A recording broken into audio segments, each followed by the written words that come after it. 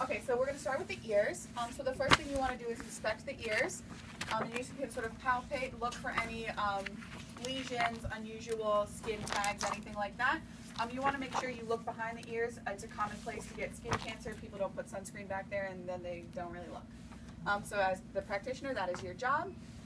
Then you're going to check a cranial nerve 8, the vestibular cochlear nerve, using the finger rub test. I also think it says the whisper test in your book. Whatever you prefer is fine. The whisper test is a little creepy in my opinion, but if that's what you want to do, go for it. And what you're going to do is have the patient close their eyes and tell you which ear they hear the noise in. Right. Left. And you're just going to rub your fingers together, making a little bit of noise and making sure that they can localize it. After that, you're going to take a look in the ears using the otoscope. So you're going to make sure you put the speculum on it, and you want to change this for in between the ears and nose and everything like that. You're going to turn the light on. You can hold it one of two ways. You can either hold it like this or like this. I personally prefer this way. You hold it like a pencil. You have a pretty good control over it. And sort of like the eyes, you can use your hands to brace against the patient's head, and you can make sure you don't go in too far and you don't hit their eardrum, because that's really painful. Also, anyone in peds, we automatically do this because their head is always flailing. So what you want to do is brace against the patient's head, insert the speculum, and then pull up and back on the pinna, and sort of get in there and looking around until you see the tympanic membrane. You'll know you'll hit it when you see the cone of light. It's sort of like the bright, white, crystally shiny thing. That's either at 5 or 7 o'clock, depending on what ear you're looking in. It's at 5 o'clock on the right ear, 7 o'clock on the left. A helpful way to remember that is it's in line with the jaw on that side. So when you're looking at the tympanic membrane, once you find it, you want to note that it's a pearly gray, the cone of light is at 5 or 7 o'clock, and that the bony prominences are visible. You also want to note if there's any inhabitants or extra earwax, exudate, anything like that. And that is it for the ear. Oh, the other thing that you want to do, and this can be useful if the patient has an ear infection, is palpate the tragus and the mastoid process, so right here in front of the ears and back behind, and ask the patient if there's any pain or tenderness. All right, so after that, we're going to move on to the nose. So you're just going to take a look at it, make sure it's midline. You kind of did this with the face, but take another look at it. And you want to make sure that the nostrils are patent. So the number one way to do that is ask the patient to block one of their nostrils and breathe in. And then you're going to have to have them do it on the other side. And so we have good nasal patency. The other thing you're going to do is palpate the maxillary and frontal sinuses. So right here with your fingers, and then sort of up under the eyebrows like that, noting any pain or tenderness on the part of the patient. And then you're going to, again, take the otoscope and the speculum and visualize inside the nose. You want to first take a look at the septum and make sure that it's midline and not deviated and that there are no perforations in it. Then you want to visualize sort of on the lateral upper portion, the turbinates, which are sort of a beefy red color. You also want to note any like exudate, any dilated blood vessels, and any polyps, which can indicate allergies.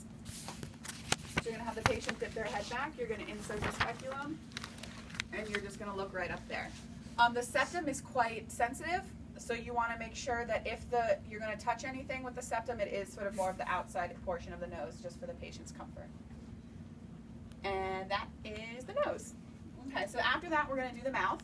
So you want to start by noticing the lips, make sure they're moist, look for any ulcerations, cold sores, anything like that, and noting the pigmentation.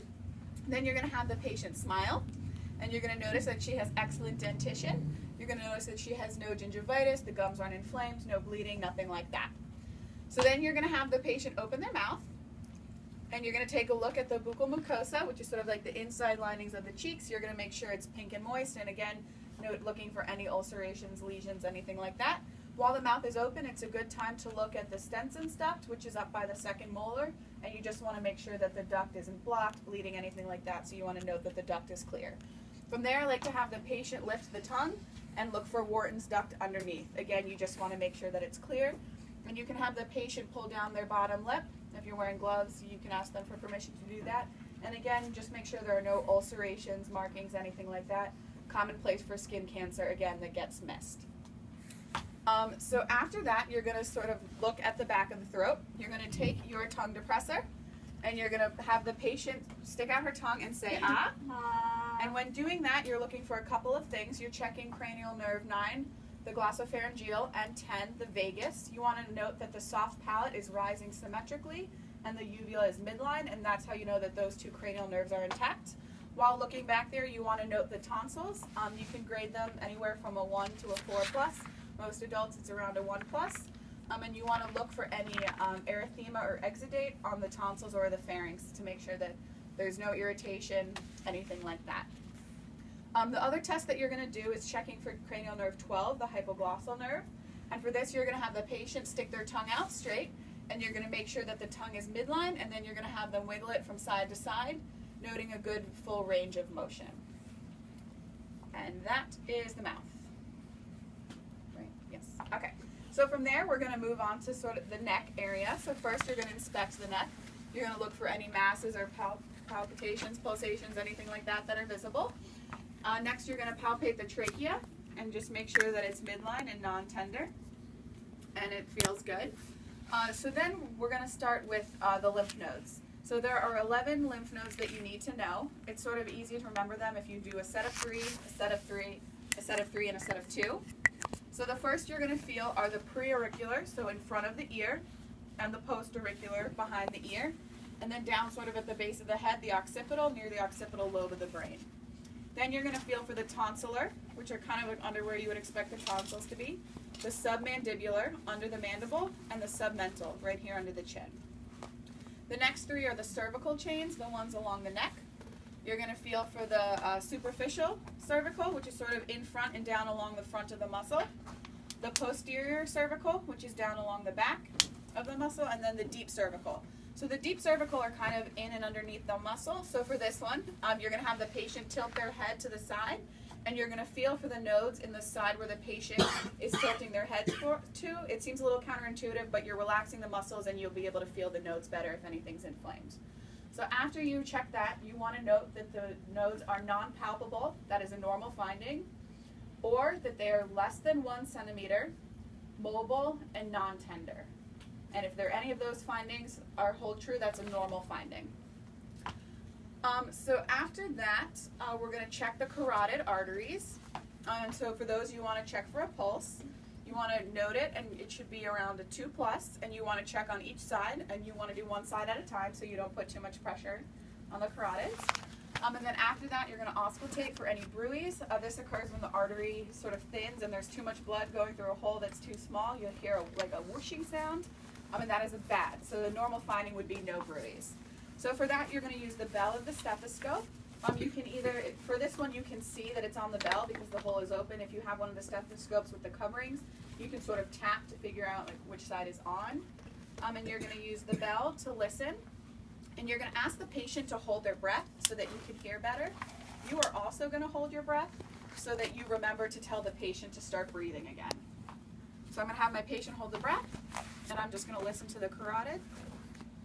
And I'm going to note that there are no bruits present. And you're going to do that bilaterally. Last but not least, we're going to assess for the thyroid. I believe you were taught to come from behind to do that, which you can do. I prefer to come at the patient from the front. Again, I'm in peds, and we do not come at patients from behind. They don't like it. And to be honest, this is a little bit like choking. So a lot of patients of all ages find it unpleasant. So what you want to do for this is you want to find the choroid plexus, sort of like the part of the throat that sticks out. If you have the patient hum while your partner, we don't really do this with real patients, but if your partner hums, that can kind of help you find where the box you're looking for, the point is. And then you want to go below that, and you want to start feeling for the thyroid around two finger widths below that. And what you're going to do is push the thyroid to the side, and then feel with the other hand for any nodules or enlargement as the patient swallows. So I'm going to push to the side and have my patient swallow. All right, and then I'm going to push to the other side and have them swallow again. And you want to note any, like I said, any masses, nodules, or enlargements. Yes. And so as you guys we have most of our cranial nerves been studied at this point. We have one left, the cranial nerve 11, the spinal accessory nerve. And for this one, you're going to have the patient shrug the shoulders up and against you, and then have the cheeks push out against your hands on both sides. And after this, you can state that cranial nerves 2 through 12 have been checked and are intact. I think that's everything. So, questions? Yes. You said there are 11 nodes?